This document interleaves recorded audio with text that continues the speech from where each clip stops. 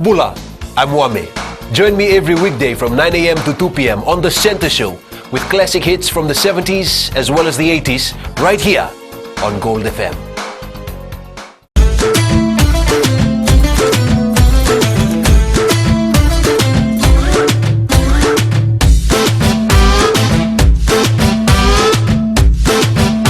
नमस्ते दोस्तों, मिर्ची रफ्तार से मैं अश्निल सिंह। शामिल हो जाइए हमारे साथ Monday to Friday from 3 to 7 p.m.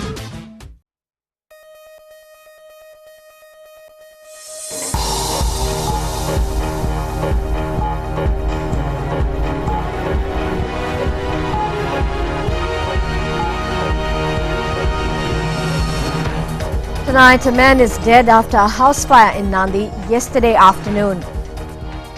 Pacific ACP trade ministers agree on list of issues for trade negotiations with the European Union. And pay your garbage fees or go to court, warns the Suva City Council.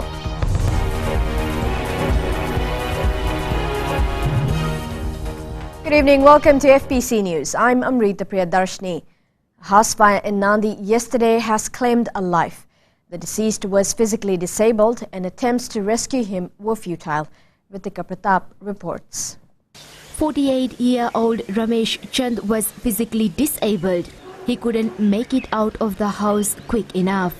This 3-bedroom house at Aladata Road in Navaka, Nandi was fully engulfed within minutes. Ramesh never made it out of his room. Speaking on behalf of the family, Ramesh's nephew Prakesh Tulsi says neighbors tried to help. That blaze, it really started on a high note and everything just suddenly came down, so nobody could go in. And even we could have stayed 10 to 15 meters away, and then we could feel the heat. It's believed the deceased was asleep when the fire started. This may be part of the reason he didn't get out in time. He was a bit of paralyzed. He could walk, but using this wood. But he could have managed to escape, but maybe because of the smoke he couldn't do it. Tulsi says the entire family is still trying to come to terms with the loss. They are pretty much in shock at the moment, and they're still recovering. Not like they have been asking if he's still alive, what has happened. In this type of situation, you cannot do much. The National Fire Authority and police are now trying to ascertain the cause of fire. Ritika Pratap, FBC News.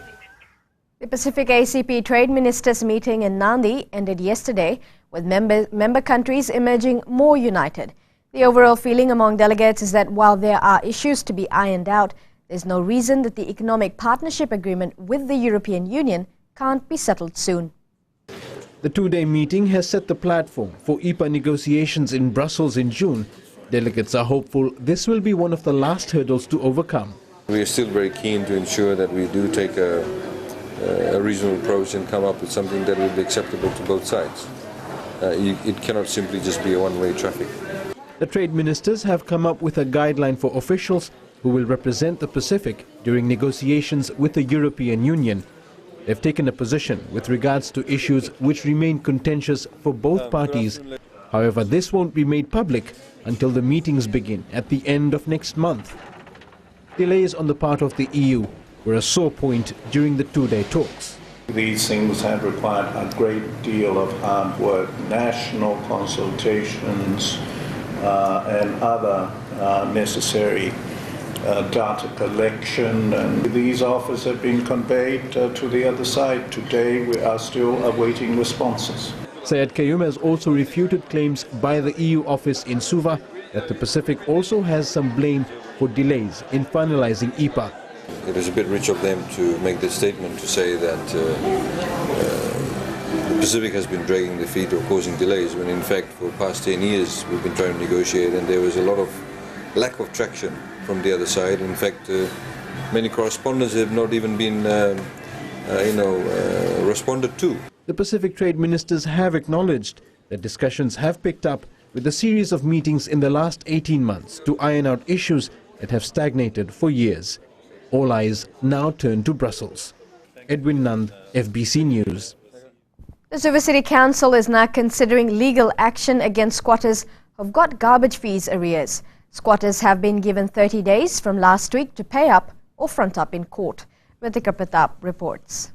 26 squatter settlements that fall within the silver boundary have to fork out $170,000 in total to settle outstanding garbage fees introduced in 2010.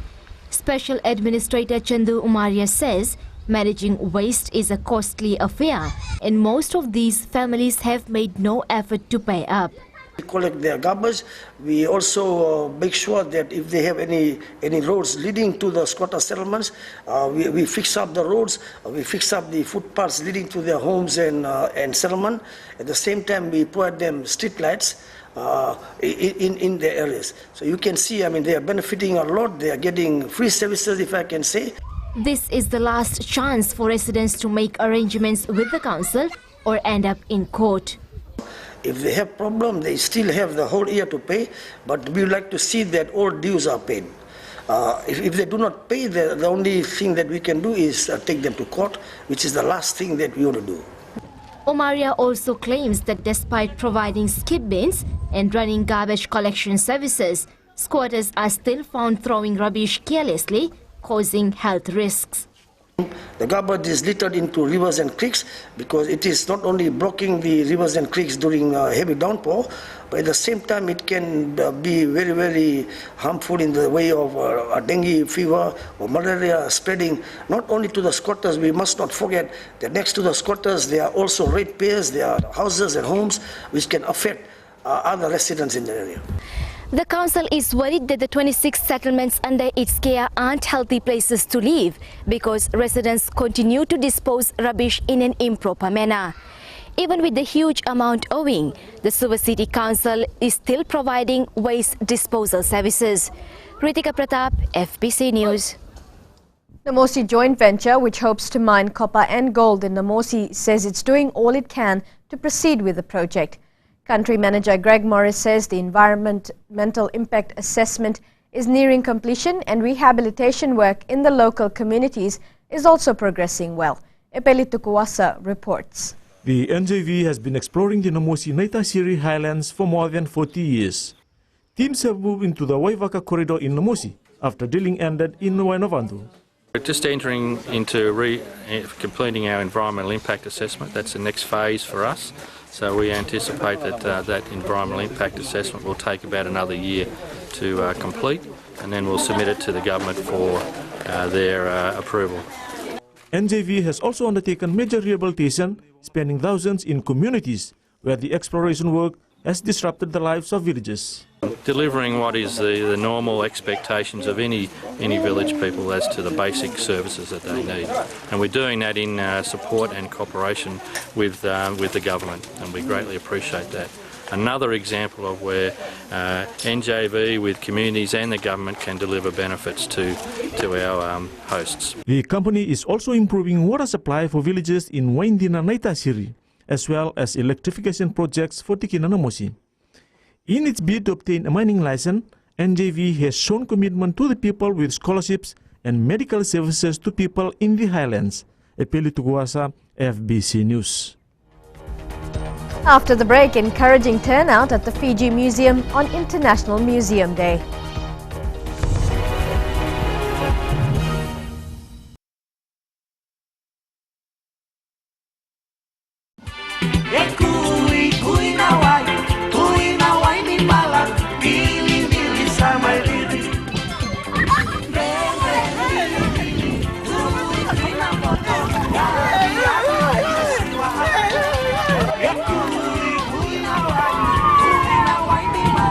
Nimbula metangu nimilote na isoro tumboa na makia umenarua kinaona na veka vimoniti kina vakarambuka rongo mena biasama kina vibaga barota kinin reko malolo ena radio Fiji 1 na wongani pioniano ngai na makia kina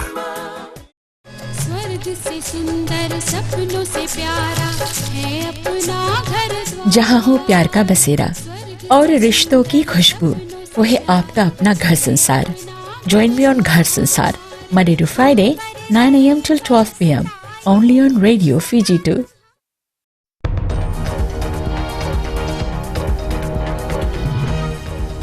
Welcome back. You are with FBC News.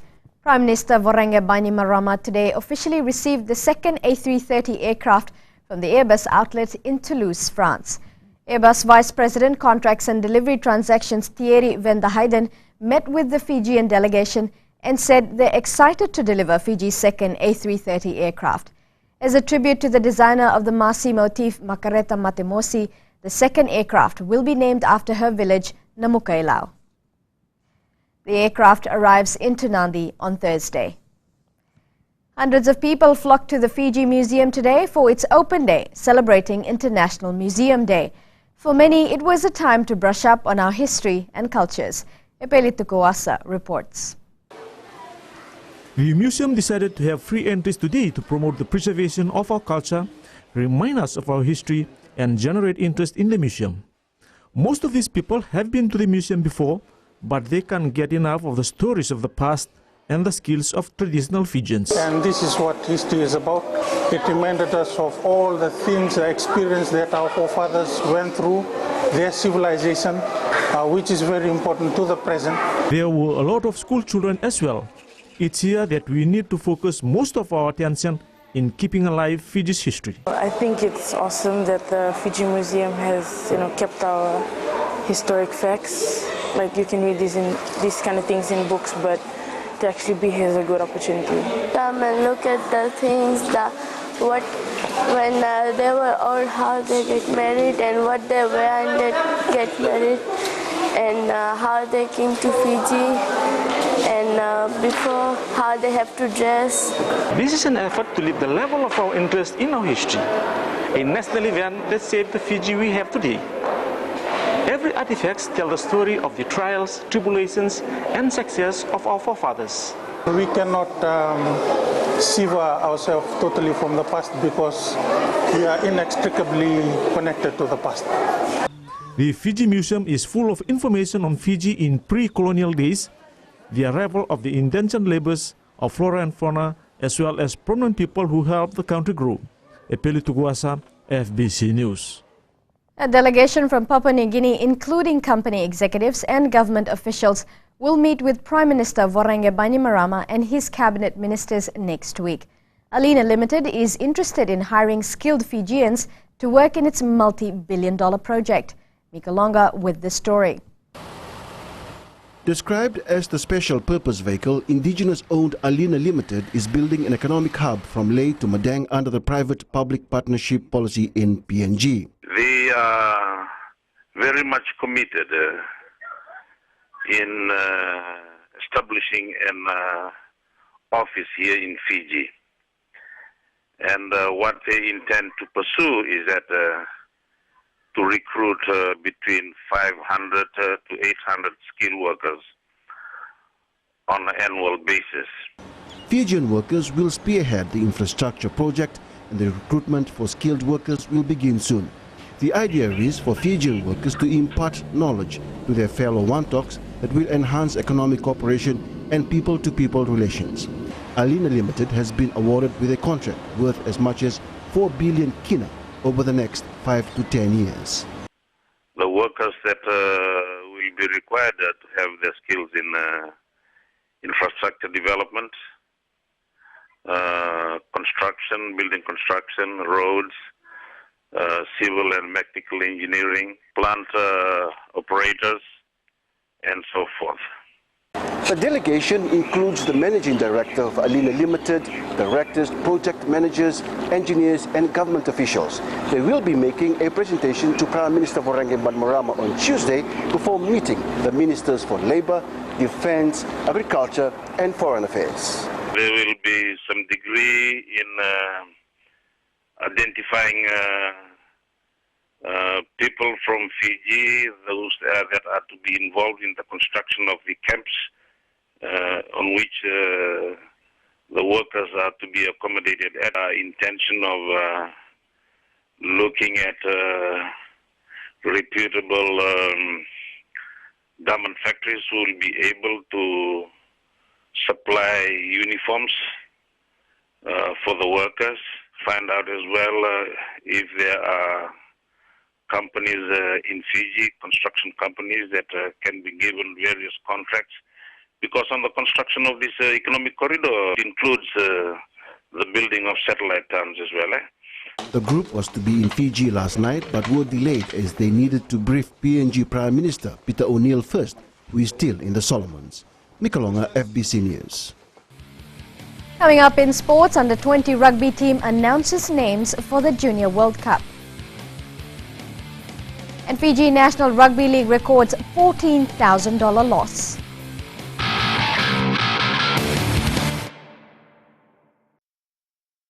How would you like to spend your morning?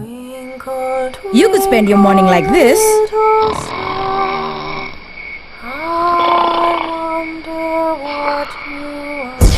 Or you could spend it like this.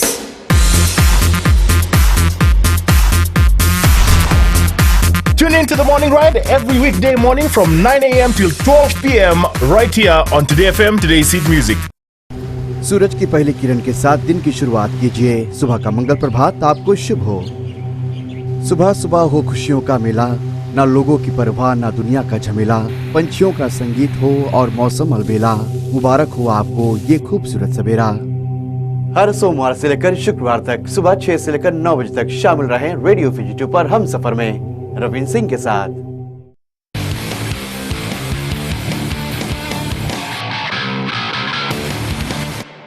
Welcome to FBC Sports. The national under-20 team to the Junior Rugby World Cup in France next month was named today at Rugby House in Suva. As Chalindo Dhaka finds out, the side will find itself in a tough spot at the World Meet next month.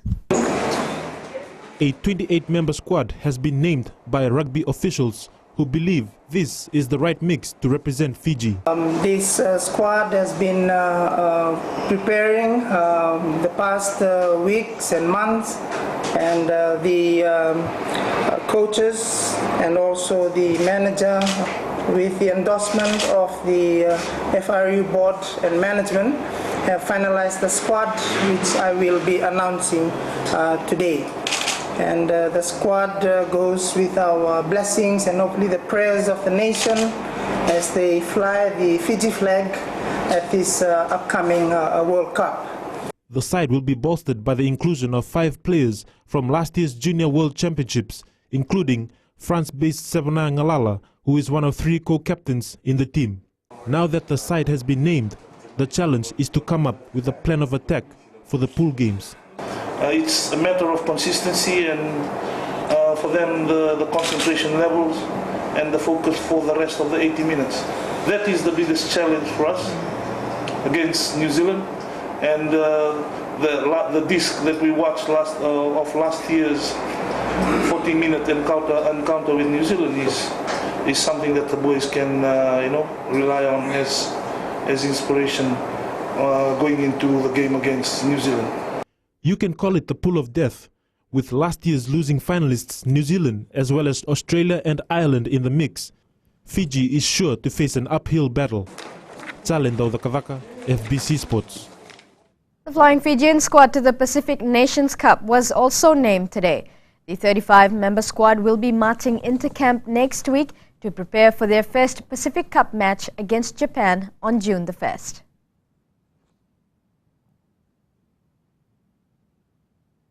Nandronga handed Suva its second defeat in the Digicel Cup rugby competition, winning 30-16 today. The Stallions also became the first rugby team to win at the newly renovated ANZ Stadium. After leading 26 at halftime, the Nandronga team just showed too much class to run away with the match. Nandi also lost its unbeaten run, losing to Vatukola at Theodore Park. Namosi Thamtavua, while Overlau lost to Northland. Neita Siri made a second half comeback to beat Lotoka, and up north, Tailevu hammered Maduata.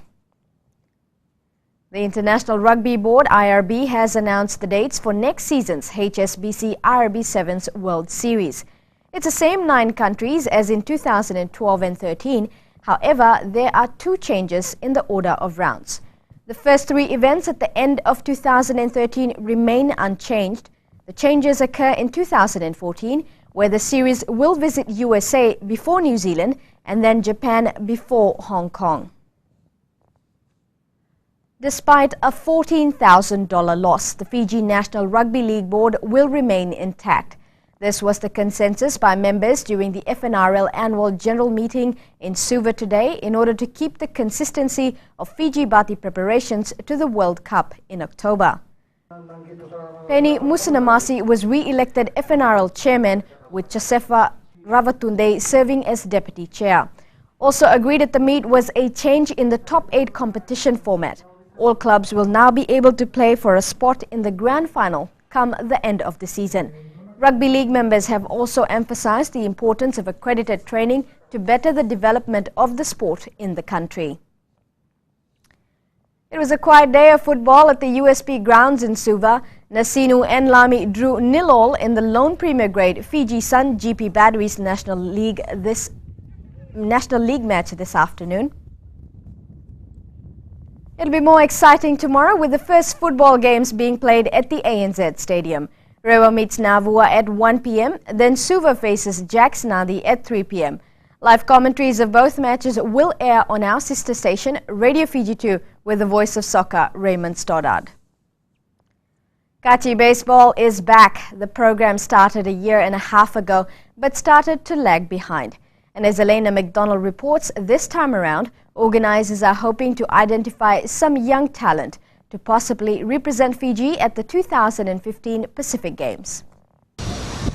They may be a little young to be considered for the trip to Papua New Guinea in 2 years' time, but they've shown they have what it takes to be star baseballers one day. The kids are on break for the past 2 weeks because just we were preparing for the Fiji Games that was held last weekend. So today, basically, what we're doing is that the kids from Rewa and Nandonuma and Turek as well. We're just going through some clinics with the kids, they're being consistent. Thrashing it out in a game at Albert Park this morning, these tiny tots could become the first bunch to feature in Fiji's first ever Baseball Kachi League. We just try to get more competition organized for the clubs because what we did last year was just mainly trying to get the skill level up for the kids. So this year we're trying to get more competitions for them organized, so probably here in Suva and also in Nindi. This young player from Raiwai already knows what he's good at, pitching and catching. While this young batsman knows it's going to take a lot more practice to make his hits perfect. Baseball in Fiji now has 6 registered clubs, with a team from Nandi being the latest to join. The Kachi League is expected to start in a month's time, and if this momentum keeps up, there's going to be a new sporting craze in Fiji soon enough. Elena McDonald, FBC Sports.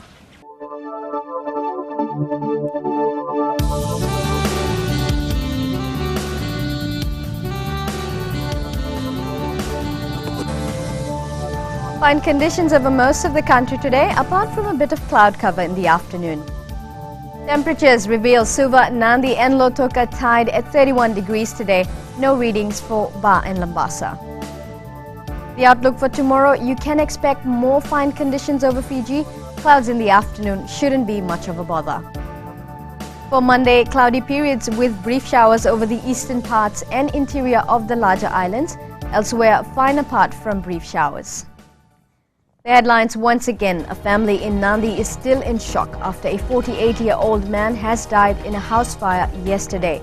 Pacific trade ministers have come up with a list of issues to bring up at trade negotiations with the European Union next month. And Suva City Council warns squatters to pay up overdue garbage fees or go to court.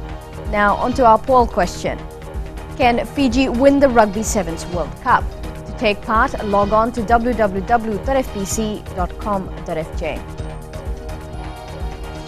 Now you can also send us newsworthy pictures and videos on email, citizenseyes@fbc.com.fj. That's FBC News Tonight. I'll see you again tomorrow evening. Good night.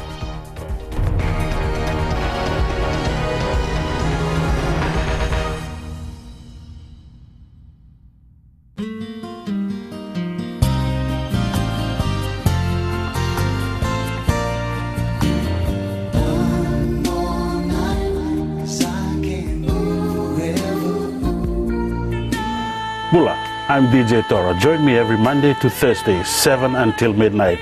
The premium classics on Gold FM, only the classic hits. I wake up in the morning, I prefer to go down to the gym, get a bit of physical work done. Also, later on in the day, I decide to go through for meditation. I do a bit of reading to find out what the latest songs are, a bit of research. And for me, it's all about the listeners. Hey, what's up? I'm Rio, and this is the Traffic Jam every weekday from 3 o'clock to 7, only on Today FM. Today's hit music. What's up?